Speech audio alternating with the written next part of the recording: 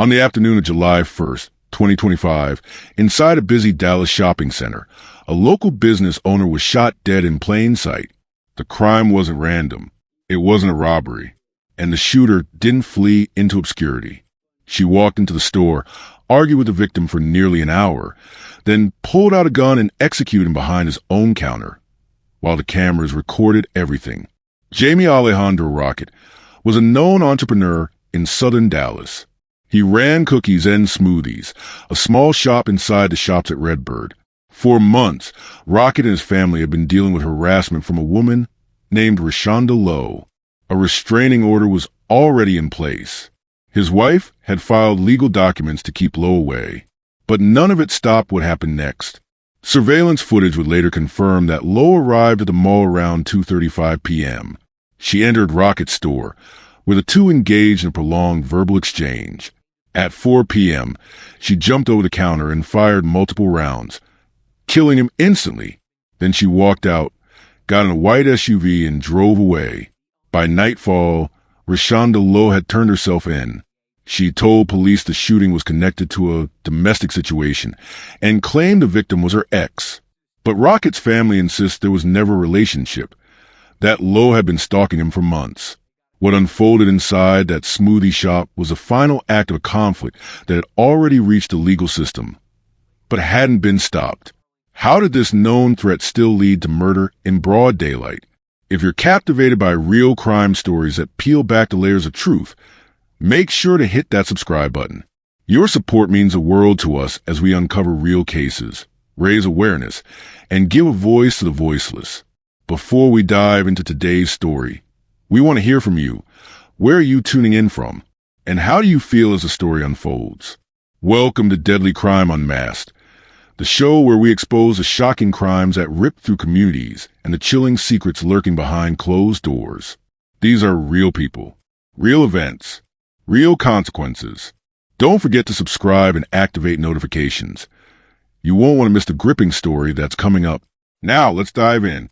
We begin with breaking news in southern Dallas, where a cookie store's owner was shot and killed inside the shops at Redbird. It happened in the past 6 hours, and we just learned the victim had a restraining order against the suspect. Right now, Matt Howerton's working to learn more about the victim, why the suspect opened fire, and whether the mall will reopen tomorrow.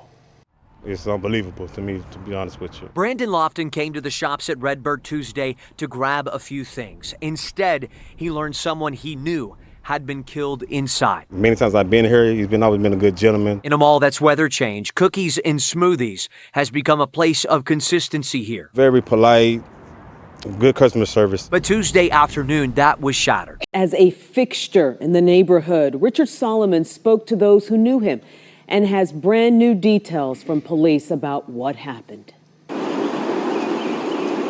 It's hard to believe it happened. Shot.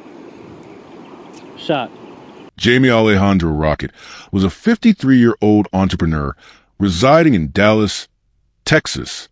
He was known within the community as the owner of Cookies and Smoothies, a specialty dessert and beverage shop located in a well-trafficked section of the shops at Redbird, a major commercial development in southern Dallas. His life was rooted in small business ownership and steady community presence. Cookies and Smoothies was one of several small, locally owned businesses operating inside the shops at Redbird. The store offered a variety of frozen treats, custom blended smoothies, and baked goods.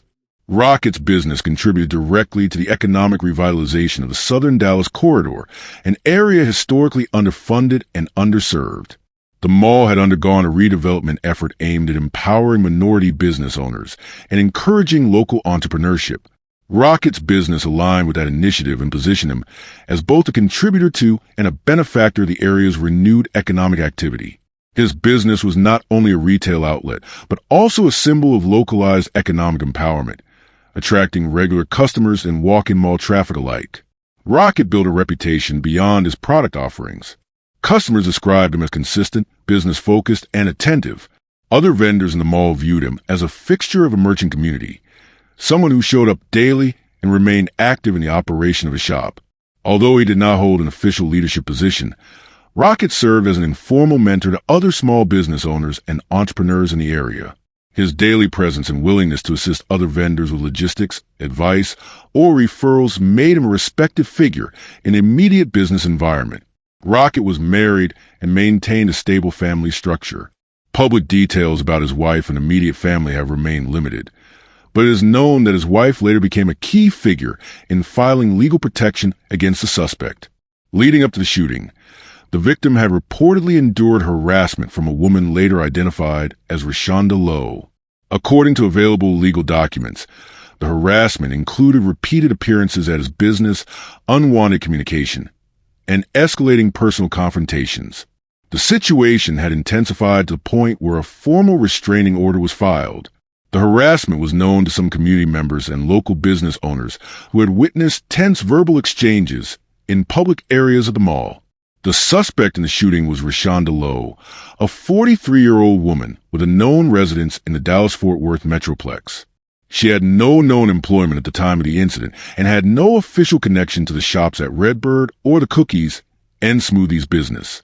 Lowe was described by the victim's family as a stalker rather than a former romantic partner. However, during her surrender to police, Lowe referred to Rokkett as her ex, implying that there was some form of prior relationship, whether real or perceived. This conflicting information forms a critical component of the case. While no public evidence supports the existence of a romantic or domestic relationship, Lowe's own statement suggests a fixation or belief in a personal connection. Her use of the term ex was recorded in both the arrest affidavit and the initial police interviews following her surrender. This contradiction plays a central role in understanding the nature of the harassment and the mindset behind the attack. Over time, Lowe demonstrated a pattern of behavior consistent with stalking and obsessive harassment. There were multiple incidents of her visiting the cookies and smoothie shop, reportedly without invitation.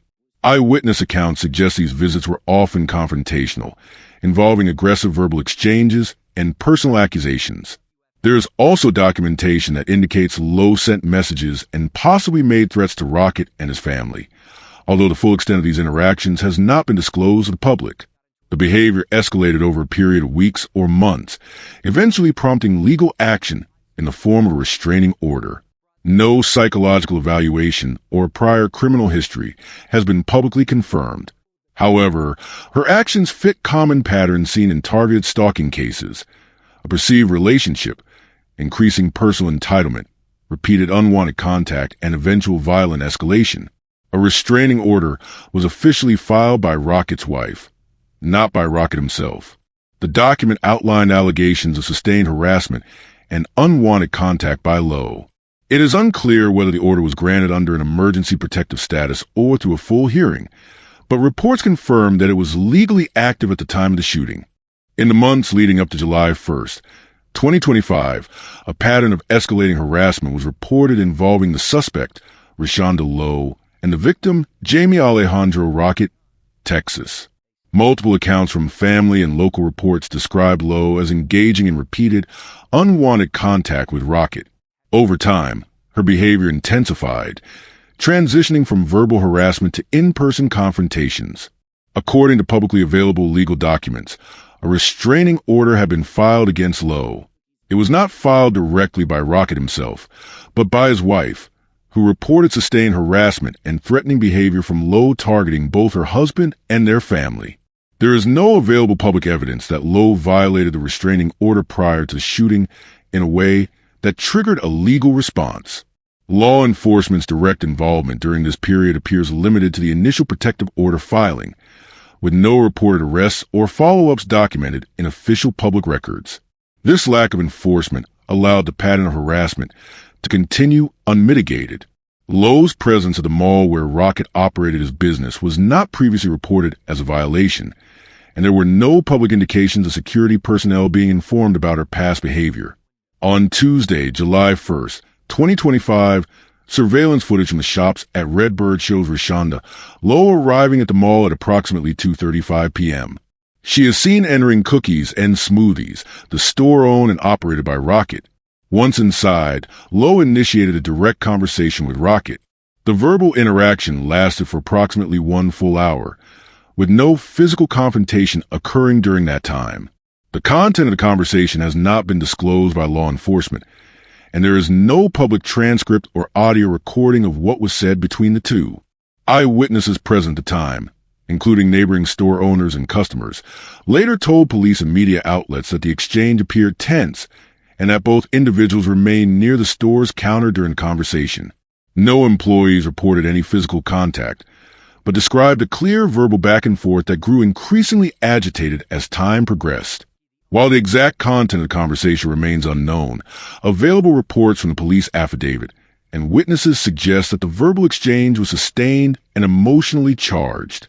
Multiple witnesses told investigators that Lowe appeared to be attempting to persuade or confront Rokkett about something personal. At no point did Rokkett leave the store or attempt to physically remove her. Surveillance shows Lowe standing near the front counter, at times leaning over and gesturing. Some reports from nearby vendors indicated a heightened tone in the latter part of the hour-long exchange, with one witness stating that it looked like an argument, but noting that no shouting was observed. The conversation maintained a private but firm intensity until it abruptly ended with the act of violence. At approximately 4 p.m., following prolonged verbal interaction, the situation escalated rapidly. Lowe, still standing near the counter inside cookies and smoothies, pulled out a handgun from her bag or waistband area. The precise location of the weapon prior to the moment is unclear, but security footage confirms that the weapon had been brought into the store concealed. Rokkett was standing near the register at the time. Lowe fired multiple shots at close range, hitting Rokkett several times. After the initial shots, she is seen jumping over the counter and continuing to fire additional rounds directly at him from a closer distance. Rokkett fell behind the counter and did not move again. The attack took place in a matter of seconds. Multiple gunshots were heard by surrounding businesses, causing mall patrons and workers to flee or take cover. The act was carried out deliberately and rapidly. Witnesses say Lowe did not yell or announce intentions prior to drawing the weapon. Once she began shooting, she displayed no hesitation, moving quickly to the victim's side and continuing to shoot until her weapon was empty or she chose to stop. There is no evidence that Lowe attempted to harm anyone else in the store. Following the final shot, she exited cookies and smoothies calmly and walked through the mall toward the parking lot. She entered a white SUV and left the premises. The entire sequence, from Lowe's entrance to the shooting and her exit, was captured on mall surveillance cameras. Footage from multiple angles confirms the approximate timeline of events and Lowe's movements throughout. Eyewitnesses in the vicinity immediately identified Lowe to authorities, and their accounts matched the video footage. A composite timeline was quickly constructed by investigators, helping to verify both the method and motive under early analysis. Additional digital evidence, including store security camera angles and parking lot footage, helped law enforcement track Lowe's vehicle and later corroborate her movements to and from the crime scene. Immediately following the shooting, multiple 911 calls were made by bystanders and nearby shop employees. Emergency services responded within minutes. Upon arrival, Dallas police officers and paramedics found Jaime Rokkett unresponsive behind the counter inside his store. First responders attempted emergency medical assessment, but Rokkett had already succumbed to his injuries. He was declared dead at the scene. Dallas police secured the perimeter of the crime scene and immediately began reviewing camera footage and interviewing witnesses. Within hours, Rashonda Lowe turned herself into the Arlington Police Department.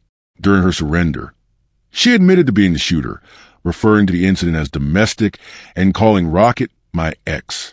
She was arrested without incident and later transferred to the Dallas County Jail, where she was charged with first-degree murder. Immediately after firing multiple rounds at 53-year-old Jaime Rokkett inside his cookies and smoothie store at the shops at Redbird in Dallas, Rashonda Lowe fled the scene in a white SUV.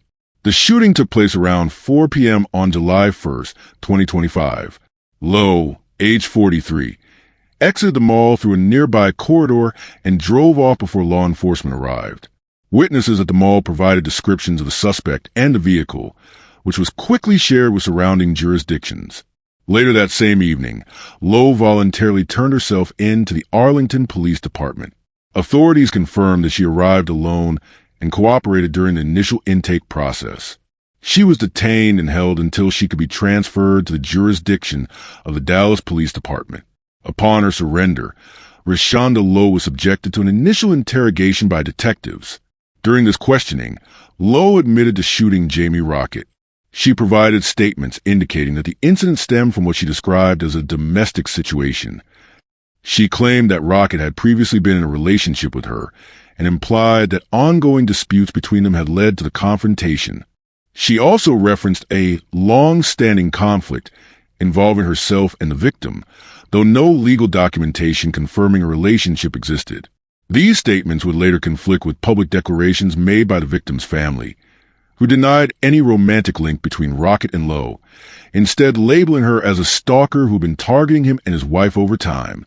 Following the interrogation, Lowe was officially taken into custody by Dallas law enforcement and transported to the Dallas County Jail.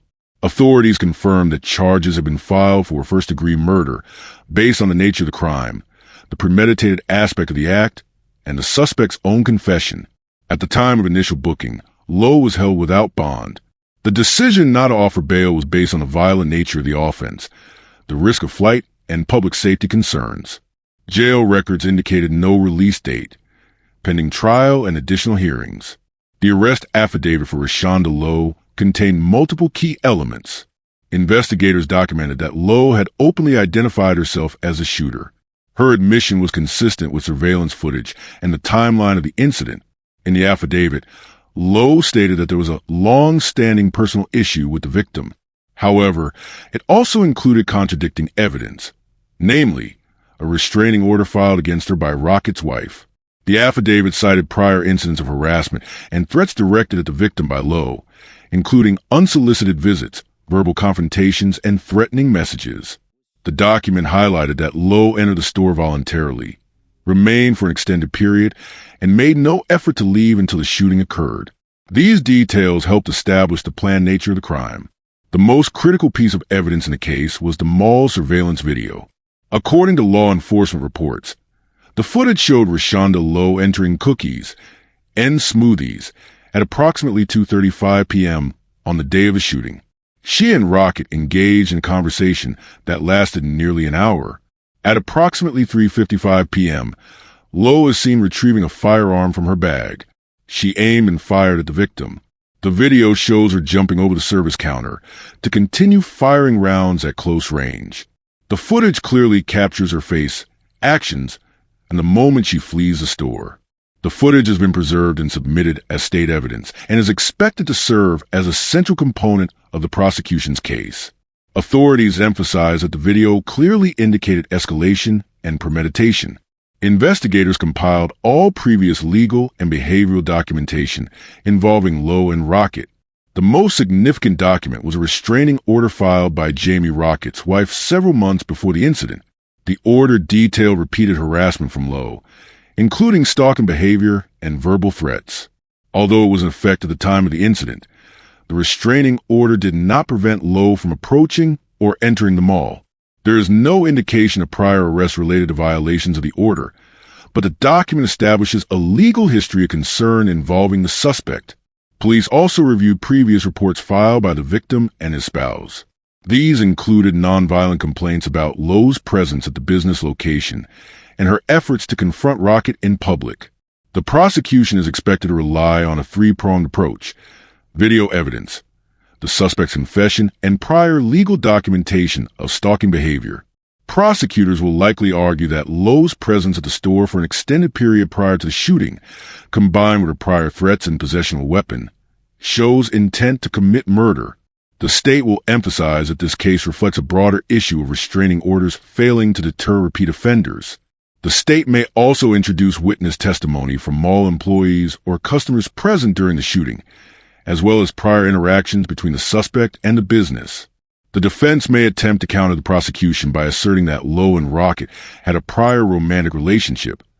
As she claimed during the interrogation, they could argue that the incident was emotionally charged and not premeditated, possibly pursuing a reduced charge such as manslaughter. Additionally, the defense may explore mental health considerations, citing emotional disturbance or potential instability. Such a defense could require psychological evaluations and introduce expert testimony. However, the existence of the restraining order and the clarity of the surveillance footage will pose a challenge to these strategies.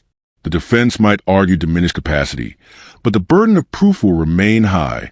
Rashonda Lowe has undergone an initial arraignment where she was formally presented with the charge of first-degree murder. She entered a plea of not guilty. The court has scheduled multiple procedural hearings, evidentiary hearing, to determine the admissibility of surveillance and confession materials. Discovery deadline, set for late August 2025. Pre-trial motions, expected from both sides regarding the use of the restraining order in court. Trial proceedings are tentatively scheduled to begin in fall 2025, barring delays from pre-trial filings or competency assessments. The family of Jaime Rokkett publicly addressed the incident following Lowe's arrest. In multiple interviews, they clarified that Lowe was not involved in a romantic relationship with the victim, countering her claim of a domestic dispute. They stated that she had been harassing both Rokkett and his wife for months, labeling her as a stalker.